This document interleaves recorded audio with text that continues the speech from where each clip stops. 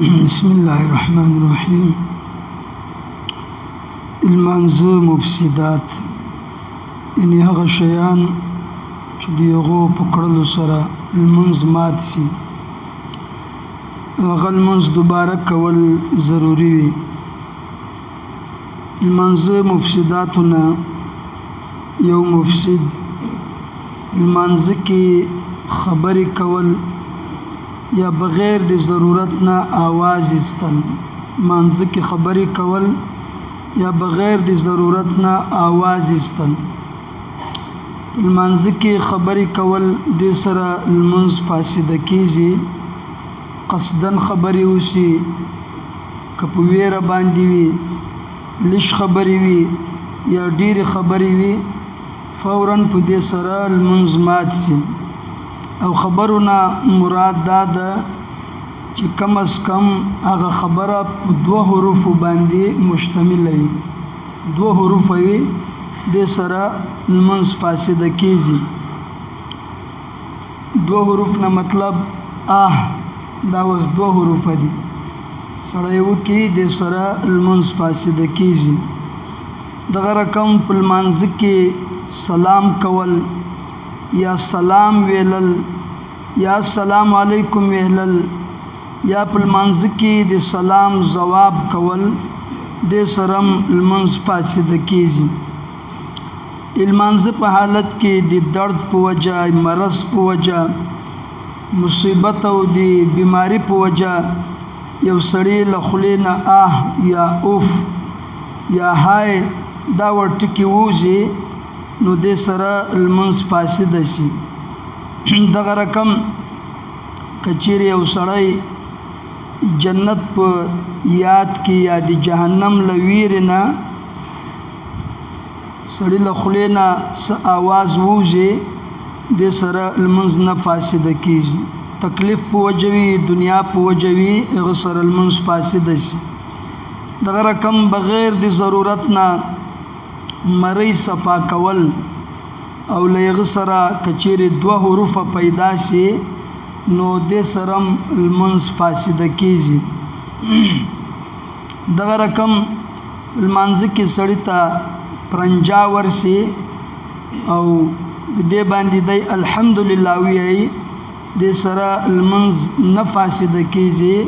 او کچېرې بل سړی په ځواب کې د الحمدلله ځواب یرحمک الله دا ځواب کې ورته وایي، نو د سره به لمونځ فاسد شي. لمانځ کې یو سړی کومه د خوشي خبره واورېده، چا زیری پې وکړو، په لمانځ کې د واورېده. او سنت طریقه دا ده چې سړی ښه خبره واوري الحمدلله ویلل، دې باندې دی الحمدلله وایي، دې سره لمونځ فاسد کیږي. یا د غم په وخت کې کومه سنت طریقه دا ده انا لله و انا الیه راجعون دا ویلل. غم خبره په لمانځ کې سړی واوري، قصد سره یا بغیر د قصد نه اراده یې وي که نه وي، د له خولې نه انا لله و انا الیه راجعون ووته، دې سره لمونځ فاسد شي. دغه رقم وړکۍ زینکۍ ده یا بل یو شی ده ولویځي او بې اختیاره له خولې نه بسم الله، لکه عام طور پر د موږه د ښځو عادت ته بسم الله ویلل، که چیرې دا بسم الله له خولې ووځي، دې سره لمونځ فاسد کیږي. دغه رقم وسوسې د لرې کولو لپاره، د غلط خیالاتو د ختمولو لپاره لا حول ولا قوة الا بالله دا ویلل یو مجرب شی ده. که چیرې وسوسې د ختمولو لپاره سړی لا حول ولا قوة ووایي، نو که چیرې دغه وسوسه دنیاوي امورو سره تعلق لري، نو دې سره لمونځ فاسد کیږي. نو یو شی په لمانځ کې خبره کول. دوم شی چې له هغه سره لمونځ فاسد کیږي د هغه په وجه هغه داسې عمل کول چې هغه عمل کثیر وي، ډېر عمل وي، او هغه د لمانځ له جنس نه نه وي، یعنی هغه شی تعلق له لمانځ سره نه وي، د هغه عمل تعلق له لمانځ سره نه وي. عمل کثیر باره کې د فقهاو مختلف تعریفات دي، مختلف اقوال دي چې عمل کثیر چشته ویلل کیږي.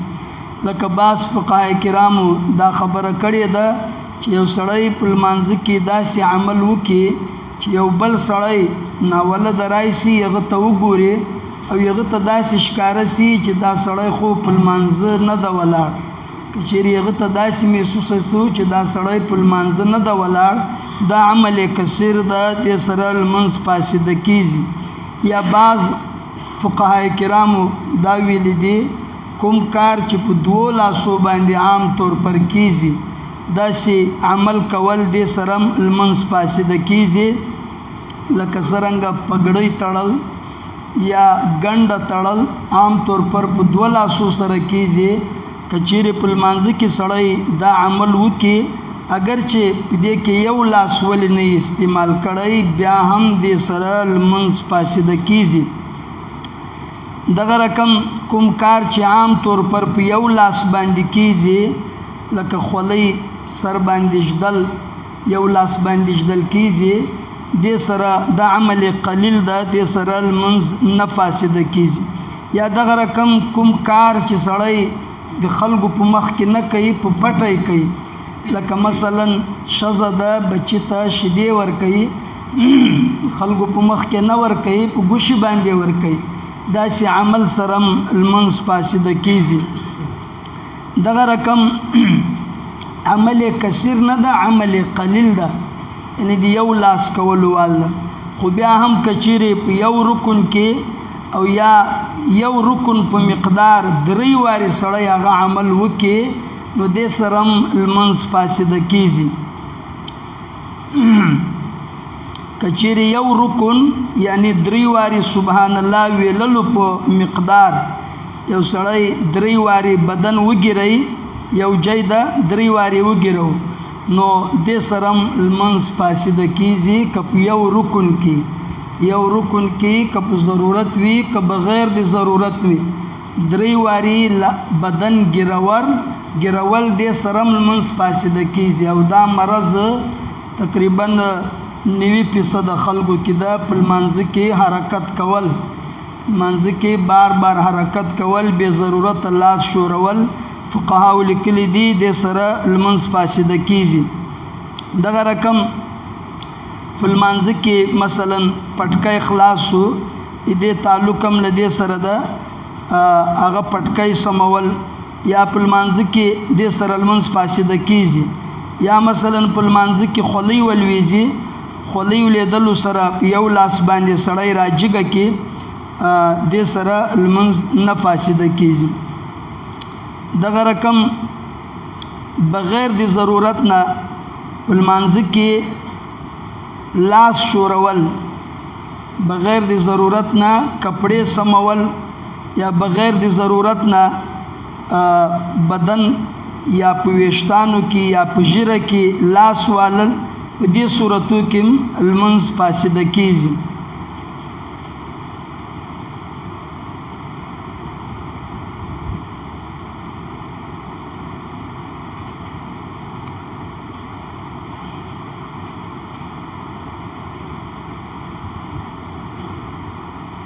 دغه رقم لمانځه په حالت کې که چیرې قرآن مجید سړی نظر په قرآن مجید باندې او قرآن مجید خلاص شو، لمانځه په حالت کې له هغه نه تلاوت وکړو، یو آیت قرات کړ نو له دې سره لمونځ فاسده کیږي. یا بل یو کتاب ده، یو کتاب سټکی د په خوله باندې ادا کړل دې سره لمونځ فاسده کیږي. نو دوم شی په لمانځه کې عمل کثیر کول. دریم شی په لمانځه کې خوراک چشاک کول. په لمانځه کې یو سړی یو شی وخوري دې سره لمونځ فاسده کیږي، اگر چې هغه ډېر معمولی شی ولې نه یا مثلا په غاشو کې چالیا سپاری هغه وخوري دغه ټوکړی دې سره لمونځ فاسده کیږي. که چیرې په غاشو کې شخی مړی ټوکړی د غوښې ټوکړی مخکې دا مسله تېره سوې ده، که د چڼې نه کم وي د چڼې کوم مقدار د وړه چڼه نو دې سره لمونځ نه فاسده کیږي، او که د چڼې برابر وي نو دې سره لمونځ فاسده کیږي. دغه رقم که چیرې یو سړی خوږ شی وخوري او بیا په خوله باندې اوبه وغړی د یغ خوږوالی په خولې کې پاتې شي، په لمانځه کې سړي ته محسوسه کېږي، یا په لاړو سره هغه خوږوالی ستونې ته ځي، دې سره لمونځ نه فاسده کېږي.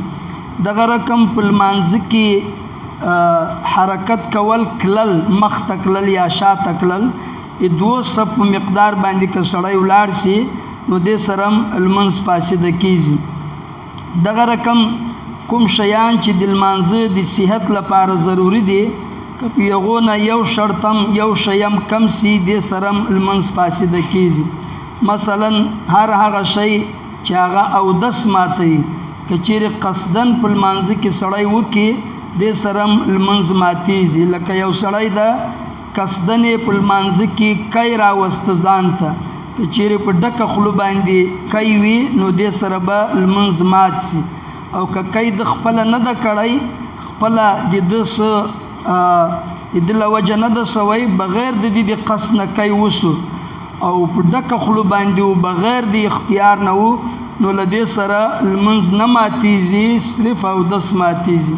لمونځ نه ماتېږي، صرف اودس ماتېږي. نو دې مطلب دا ده چې دی دوباره اودس وکړي، له هغه جنه له کوم جنه چې لمونځ پرې ایښی، له هغه جنه دی بنا کولی شي د لمانځه.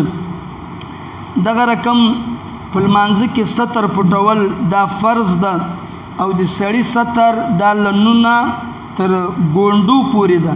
که چیرې په لمانځه کې د یو سړي ستر خلاص شي، اگر چې معمولی ستر ولی نه وي، دې سره خصوصا څلورم حصې په مقدار د یو انسان عضو یوه حصه ښکاره سوه، او د یو رکن په مقدار، یعنی 3 وارې سبحان الله ویلل تر دومره وخته پورې دغه ځای لوڅ شو، دې سره هم لمونځ فاسده سو. لکه مثلا الله دې نه وکړي چا خشتک پرېسي، نو دې سره که د 3 وارې سبحان الله په مقدار باندې دا ښکاره وي، نو دې سره لمونځ فاسده کېږي.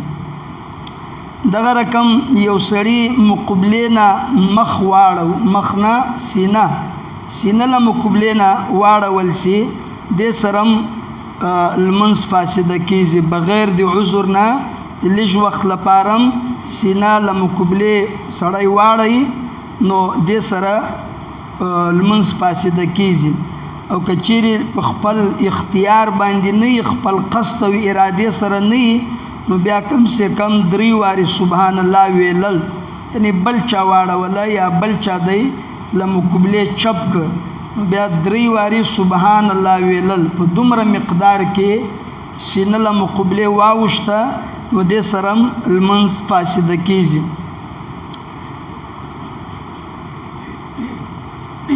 که چیرې د عذر په وجه باندې له مقبلې نه سینه واړول شي، نو دې سره لمونځ نه فاسده کېږي. د عذر په وجه، عذر شرعي په وجه، دې سره لمونځ نه فاسده کېږي. او عذر شای دی، عذر 2 شیان دي. یو سړی اودس مات شي، اودس مات سو نو دی له مقبلې سینه وګرځوله، روان سو په دې صورت کې. او دوم چې کله نماز خوف ادا کوي، یعنی په جهاد کې چې کوم خصوصي طریقې سره لمونځ کېږي، په دې کې لمونځ نه فاسده کېږي.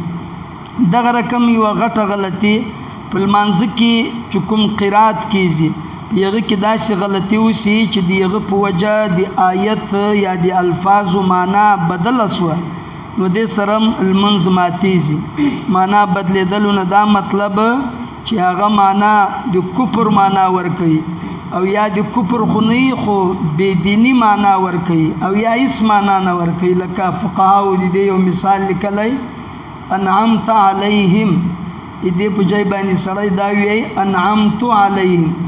انعمت علیهم یعنی په کومو خلکو باندې چې تا انعام کړی. الله رب العزت ته فرمایي، الله رب العزت ته موږ وایو انعمت علیهم، په کومو خلکو چې تا انعام کړی. انعمت علیهم په کومو خلکو باندې چې ما انعام کړی. په قصد سره ویللو سره خو سړی کفر ته وځي، او بغیر د قصد نه وي، نو دې سره لمونځ ماتېږي. دغه رقم یوه غټه غلطي بعضو خلکو نه چې کېږي، الله اکبر ویللو په وخت کې، الله اکبر ویللو په وخت کې الف کش کې الله اکبر، الله اکبر مطلب دا الله رب العزت تر ټولو نه لوی ده.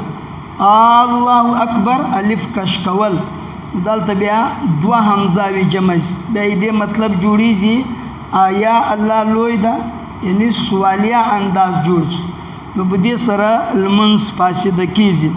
دغه رقم کچيري دی الله اکبر دی اکبر به کش کی الله اکبر الله اکبر دا با کش کول دې سرم المنز فاسد کیږي نو دې تم خیال کول پکار ده. دغه رقم یو شپږمه مسله لقمه ور کول یعنی امام نه علاوه المنز په حالت کې د خپل امام نه علاوه بل چاته لقمه ور کول غلطی رشول. خپل امام ته سړی غلطی رشول ایسي په کوم امام سي سړی ولاړی امام نه غلطی وسو په قرات کې یا په منځ کې لکنن سبا تراو کې چې سامع ولاړی یغه ته سړی فتح ور کول ایسي چې فتح ورته وي لقمه ور کول امام نه علاوه بل کسته لقمه ور کول دې سره المنس فاسد کیږي. دغه رقم کچيري امام ضرورت مطابق قرات کړی یعنی فرض قرات 3 آیت ده امام 3 آیت قرات وکړو نو امام ته پکار ده کچيري غلط شو امام ته پکار ده چې رکوع ته ولاړ شي. په داسې وخت کې امام ته لقمه نه د ورکول پکار که امام غلط شي امام ته پکار ده چې رکوع ته دی ولاړ شي او مقتدیان دین دې ته نه مجبورای چې مقتدی غته لقمه ورکی. مقتدیان مجبورول دا هم په منځ کې مکروه ده او مقتدیانو تم پکار ده چې ترسو پورې سخت ضرورت نه وي شرعي ضرورت تر یغه وخت پورې د دې لقمه نه ورکی او شرعي ضرورت تاسو مختما ویل چې امام فرض قرات نه کړی او یا امام چې د ولاړ سو خاموش سو رکوع تم نزي په داسې صورت کې بیا لقمه ورکولای شي فتح ورکولای شي.